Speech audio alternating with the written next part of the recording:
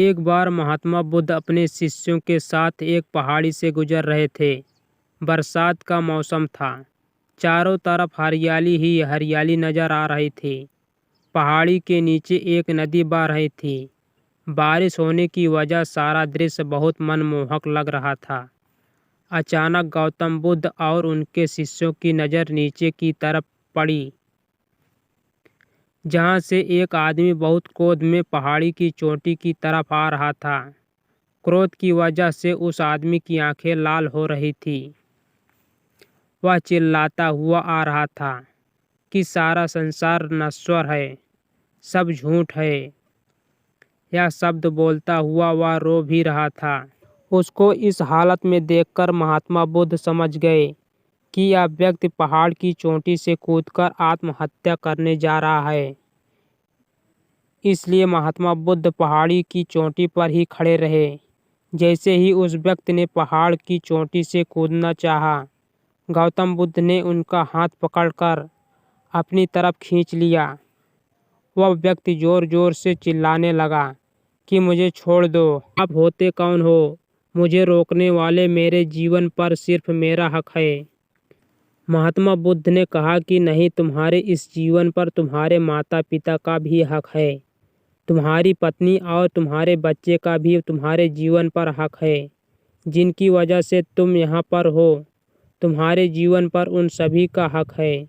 यह सुनकर उस व्यक्ति का क्रोध थोड़ा शांत हुआ। महात्मा बुद्ध ने उस व्यक्ति को एक पत्थर पर बिठाया और कहा, अगले कुछ पलों तक तुम गहरी सांसें लो और अपनी सांस पर ध्यान केंद्रित करो। फिर महात्मा बुद्ध ने उस व्यक्ति के कंधे पर हाथ रखते हुए पूछा कि क्रोध शांत हुआ? उस व्यक्ति ने दुखी मन से कहा कि थोड़ा सा हुआ। उस व्यक्ति ने कहा, मैंने नगर के सबसे धनवान व्यक्ति का पुत्र हूँ।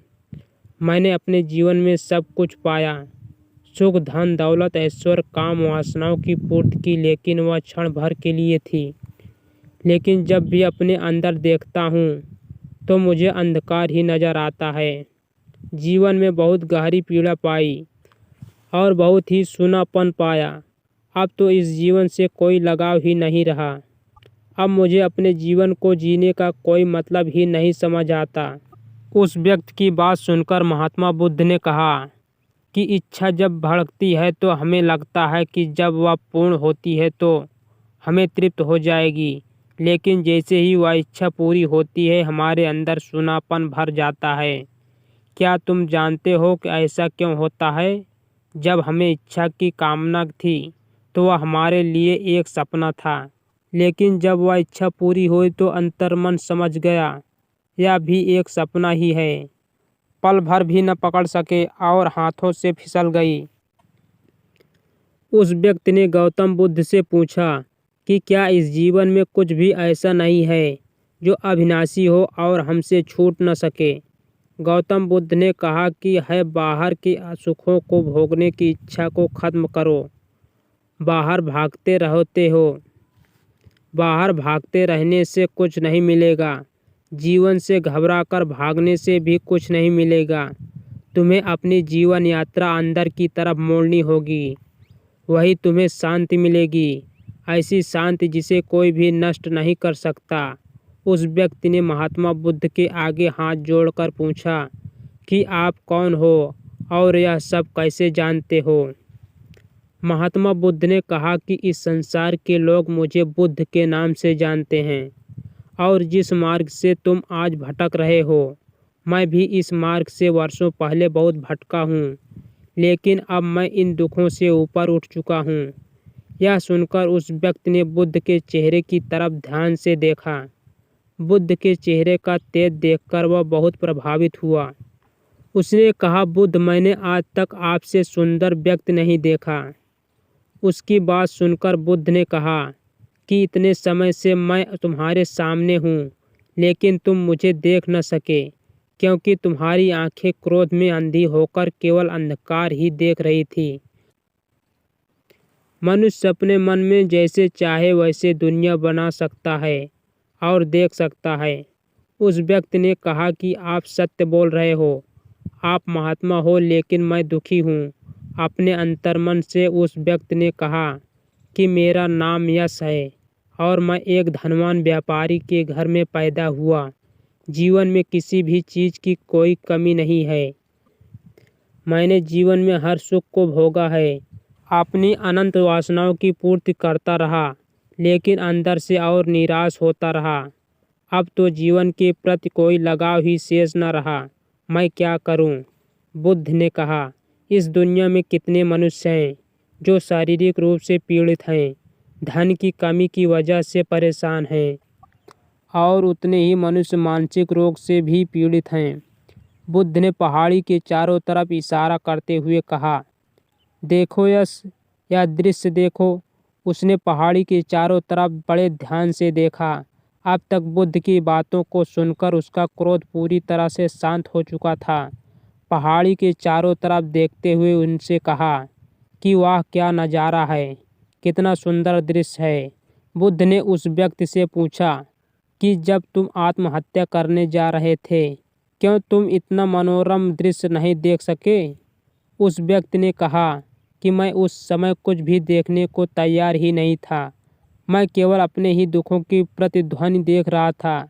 बुद्ध ने कहा, अभी भी पहले का वातावरण वैसा ही है।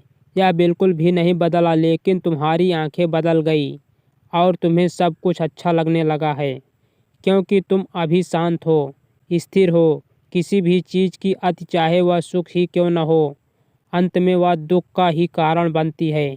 इसलिए मध्य में रहो, तो जो जैसा है वह वैसा ही नजर आएगा। दुख में न ज़्यादा दुखी हो और सुख में न ज़्यादा सुखी हो। हर परिस्थिति में शांत और स्थिर रहने की कोशिश करो। बुद्ध ने कहा कि अगर मेरे बताए हुए रास्ते पर चलोगे तो हमेशा शांति पाओगे। बुद्ध के मुँह से ऐसी बातें सुन उस व्यक्ति बुद्ध के पैर पकड़ लेता है और कहता है, क्या आप मुझे अपना शिष्य बनाओगे? बुद्ध ने कहा, तुम इस शहर के धनवान व्यक्ति के पुत्र हो। तुमने अपना जीवन बहुत ही संपन्नता के साथ जिया है, इसलिए मैं तुम्हें कुछ बातें पहले ही बता देता हूँ। हम भिक्षुक का जीवन बहुत ही सादगी के साथ जुड़ा है। जमीन ही हमारा बिछौना है और जो भिक्षा में मिला वही हमारा भोजन है। उस व्यक्ति ने कहा कि जहाँ मेरी चेतना का ही अस्तित्व न बचे, मैं उस तपस्या के लिए भी तैयार हूँ। बुद्ध ने कहा कि हर वह इंसान जिसने पृथ्वी पर जन्म लिया है, उसे परम ज्ञान प्राप्त करने का पूरा हक है, लेकिन पहला कदम उनसे ही उठाना है। उस व्यक्ति ने कहा, मैं तैयार हूँ, क्या तुम अपना शीश कटा सकते हो? उस व्यक्ति ने कहा, मैं अपना शीश देने को भी तैयार हूँ। बुद्ध ने कहा, शीश देने की बात एक प्रतीक मात्र है।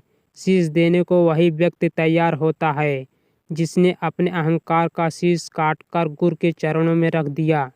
उस व्यक्ति ने अपना शीश महात्मा बुद्ध के चरणों में रख दिया। महात्मा बुद्ध ने उसको अपना आशीर्वाद दिया और बुद्ध के शिष्यों के साथ वह भी आगे बढ़ गया। तो दोस्तों, हमारा वीडियो कैसा लगा? अच्छा लगा हो तो कमेंट करके ज़रूर बताएं और नए हो तो चैनल को सब्सक्राइब कर लें ताकि हमारा वीडियो आप तक पहुंचता रहे। तो दोस्तों, इस वीडियो में इतना ही। अगले वीडियो में फिर मिलेंगे, तब तक के लिए नमस्कार।